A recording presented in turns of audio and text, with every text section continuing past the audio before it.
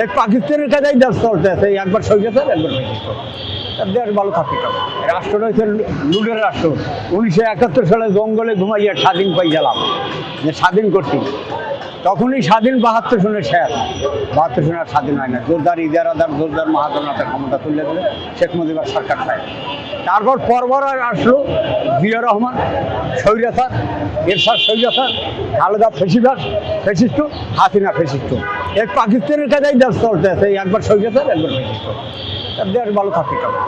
দেশের অর্থনৈতিক এই তো অর্থনৈতিক হয় না, দেশ ভালো থাকতাম আজকাল আমার দেশের শিল্প বিকশিত হইতো। আমাদের দেশে আজকাল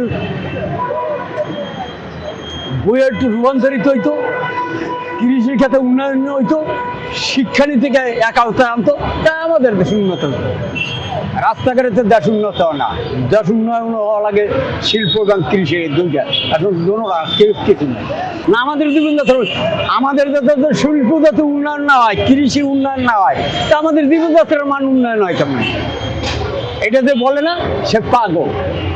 আগে 150 টাকার ভাড়া আনে 100 টাকা 80 টাকা যাবা, না গেলে তুমি ফ্রি ফুটকি মারো, আমি মনে কিছু করেন না। আমাদের ভাড়া এই যেমন কালকের একজন 1 ঘন্টা ধরে আলাপ করলো যে হকার উচ্ছেদ করছে, কর্ম না দিয়ে বেড়া উচ্ছেদ করছে।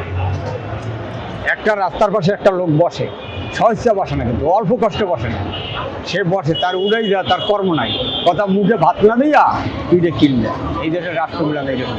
তেলের দাম বাড়ছে ঠিক আছে, কিন্তু আন্তর্জাতিক চুক্তিতে তেলের দাম বাড়ছে।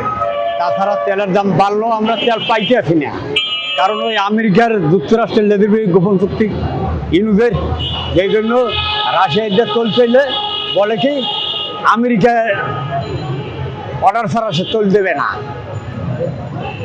এই জন্য তৈলের দাম, বাড়তি তৈলের দাম আমরা আনতে পারি না।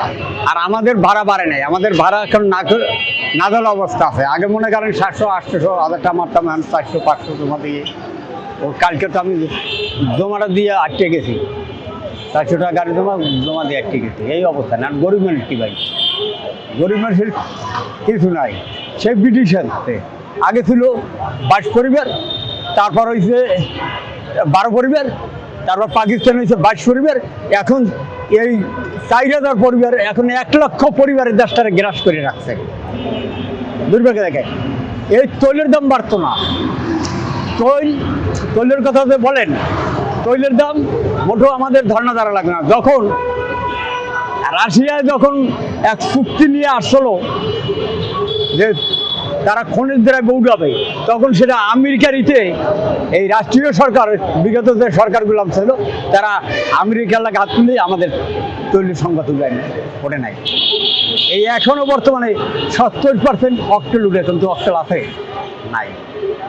একথা আপনি ক্ষমা মাইক ধরবেন, আমাদের সামনে বলাইবেন, কিন্তু আমাদের কথা তো কেউ মিডিয়া ওঠে না। কথা এই সমাজে মোদের ভাই,